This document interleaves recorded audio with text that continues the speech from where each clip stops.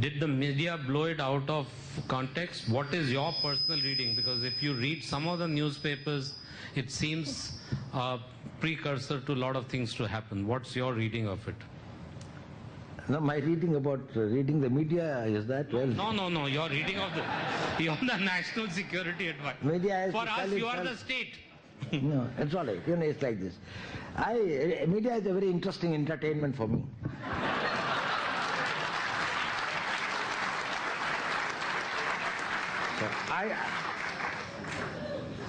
It's a good thing in the morning that it wakes you up and things like that. Not about what they are writing is right, but then how wrongly the right can be projected and how much the people can remain disinformed. But that is beside the point. Probably they also have got their own compulsions. And I do understand, after all, everything has got a pecking order of priorities. You are writing a newspaper that can sell. You are having a TV program that gets the TRP. You get the advertisements, right? That is the thing. My job is that I've got my own pecking order of my priorities and my requirements. Why should I try to impose mine on the other? So, after all, they can well say that, okay, Mr. Doval, national security is your subject, your problem, you do that. Let us do the journalism, that's fine. Good enough.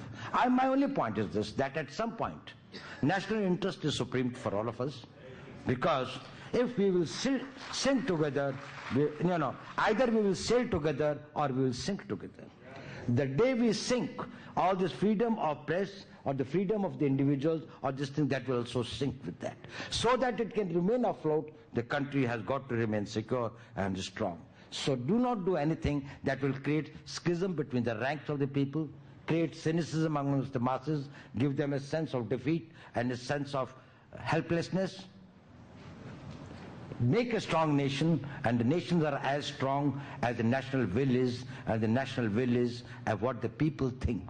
Let us keep our communities together. Let us keep our people in a healthy state of mental and educated and intellectual state of mind. And that cynicism sometimes that is created, that you start losing respect and faith and confidence in all institutions. That is very bad for a nation. If you are working in a group, in a company, in an organization, a school, in a university, and everybody thinks that everybody else is incompetent or corrupt or mixed up, that would be something disastrous for you. Let us have faith on every Indian. That every Indian is giving his best. Everybody is doing his duty to the best of your understanding. If you are not able to comprehend it fully, probably we give the benefit of doubt to them, and I give it to the media. I think, I have spoken and I have interacted the people with the media all over the world in different places, and I have talked. We have got some of the finest brains in our media. The question is this. Their problem is, sab log padhte hi hai. We are writing about these petty crime or petty human weakness stories because that is what is spicy, that is what people read. Now it's a vicious circle. You write it, so people read it, they get interested, so you write more of it, so they get more interested, and you are in that circle. Where is the serious journalism? So after all, in this country, many things are happening beyond what is something which is very debasing and others. It is bad that, we try to denigrate our own self, we try to only show the negative part of our character, of our nation, of those things. I think there are a lot of positive things. So let us all be very positive and build the nation together. The substantive...